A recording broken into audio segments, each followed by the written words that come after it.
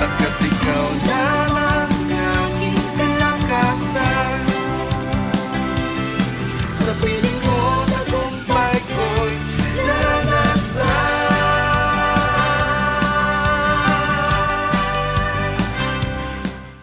Alam po natin ang koneksyon sa ating pagpapala ay ang ating panalangin sa Panginoon. Yung buong puso na pananampalataya natin, no? Yung nagtitiwala ka sa Kanya, yung buong puso ka nagtitiwala sa Kanya, nako, talaga pong may answered prayer ka dyan. Kadalasan, ang isip natin ay mahahabang prayers at magagandang mga prayers ang sinasagot ng Diyos.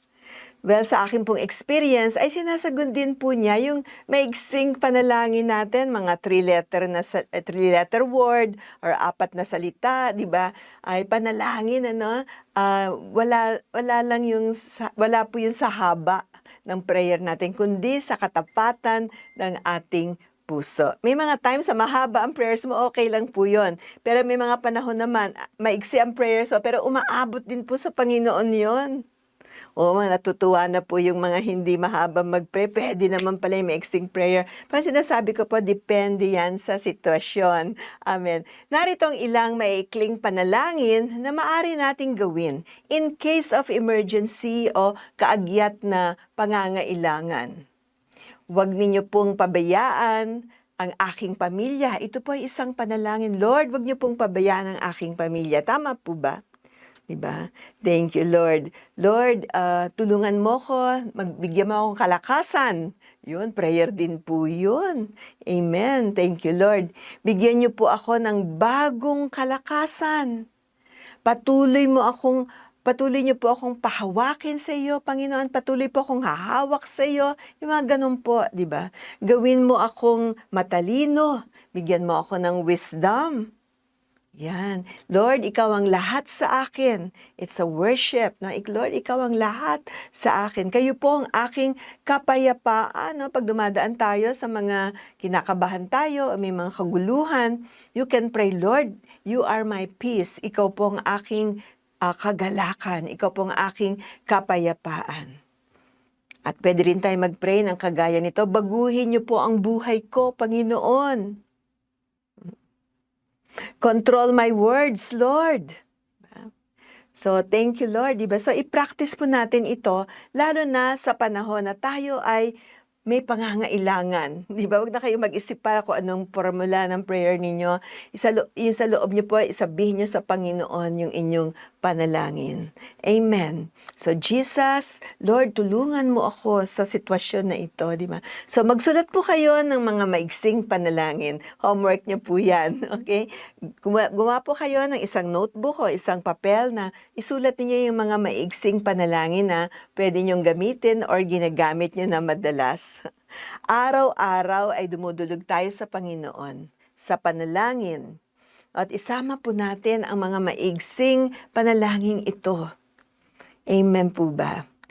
Meron pong isang panalangin na talagang ayaw ng demonyong inuusal natin. Itong panalangin to, pag naririnig niya, nanginginig po siya rito. Tinatamaan ang demonyo dito. At nagdadabog siya, no, na sa panalangin ito, aalis mo yun, nagdadabog yun, nagagalit. Kapag inusal mo ito mula sa iyong puso, no, ito'y nagtataglay ng kapangyarihan at authority sa lahat ng sitwasyon, mabuti man o masama. Ito ang panalangin ng 3 salita. Alam niyo po kung ano ito? Salamat, Lord Jesus. Salamat, Lord Jesus. Salamat po, Panginoon. Thank you, Jesus. Amen. Alam niyo, pag pinapanalangin niyo yan, ba? Yung kaaway, lumalayo po yun eh.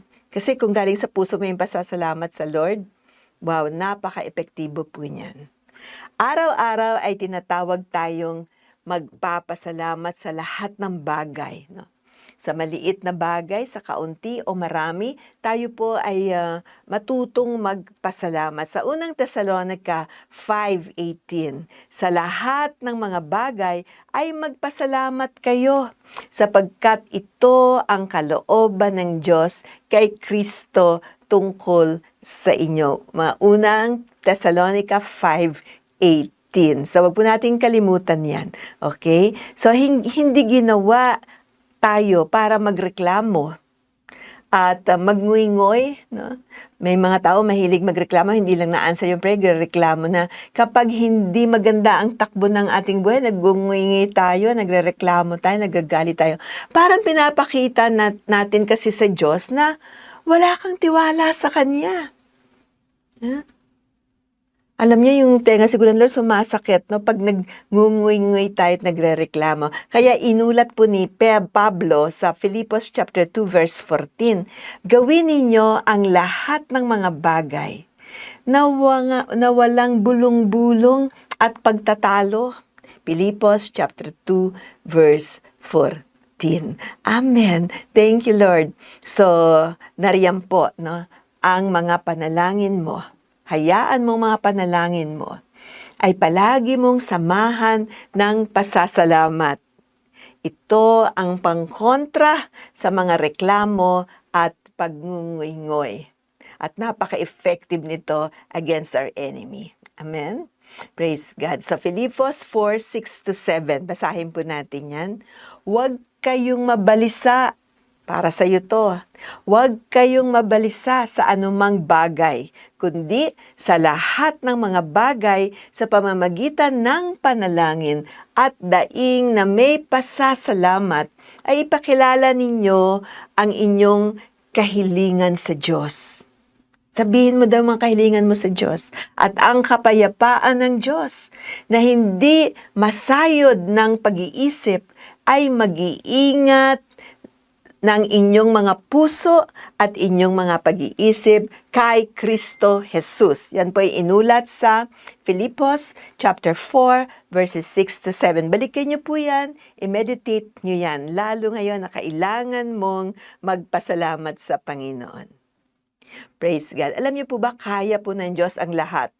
Wala siyang hindi kakayanin at gagamitin niya ang lahat para sa ikabubuti mo. Sabi mo, thank you Lord, salamat po Panginoon. Yun po ang plano ng Diyos. Kapag tayo po ay nagpapasalamat sa Diyos, ay tinataboy nito yung nais ng kaaway na gawin sa iyo at na ikaw ay hindi maniwala sa power ng Diyos at parati ka na lang mag-doubt. No? Gusto-gusto ng kaaway, binibigyan tayo ng doubts, hindi tayo naniniwala, o kaya ba ng Lord yan? Ako, sasagutin ba ako ng ang prayer ko? Diba? Yun po yung mga doubts. No? So pag meron pong mga doubts, alisin niyo, wag niyong paniwalaan ang mga doubts ninyo. Paniwalaan ninyo yung faith ninyo, yung sinasabi ninyo, yung salita ng Diyos. Yun ang paniwala. Kasi the same energy lang naman ang gagamitin mo kung nagda-doubt ka or nagbe-believe ka. Di mag-believe ka na lang sa Word of God. Ikaw pang makikinabang dyan.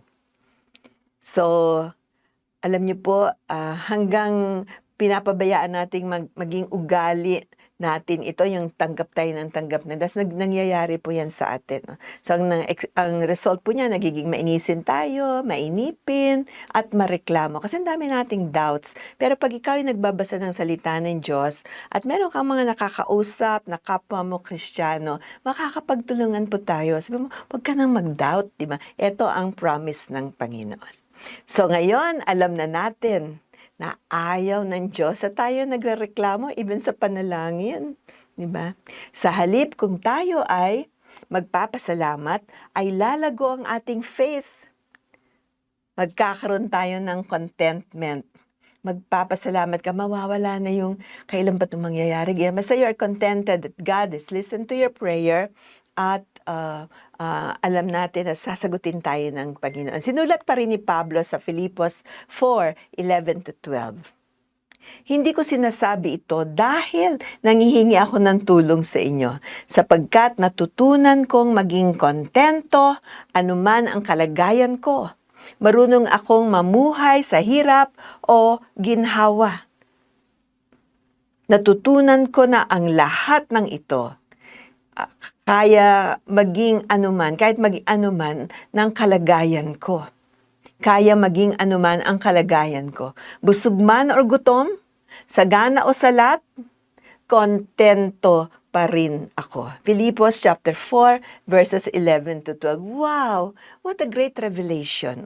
Kaya si Pablo po, nabuhay siya na may fulfillment sa kanyang puso. Alam niyo, pinatawad siya ng Diyos dahil ang laki ng kasalanan ni Pablo, pero pinatawad siya ng Diyos at ngayon po ay hinayaan siya ng Diyos, pinayagan siya na isulat ang almost one-third of the New Testament. No? Sulat po ni Pablo yun. Di ba napakabuti po ng ating Panginoon?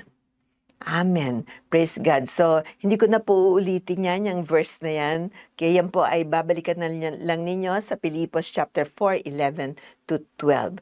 Thank you, Lord. So, tayo po ay magpasalamat sa ating Panginoon. Sabihin po natin sabay-sabay, thank you, Jesus!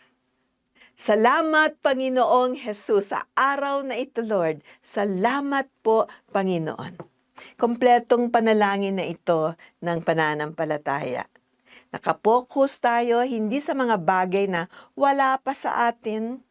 Nakafocus tayo sa mga darating na gagawin ng Panginoon sa iyo at sa akin habang tayo ay nagtitiwala sa Diyos. Amen. Praise God. Ito po ang panalangin ng tagumpay.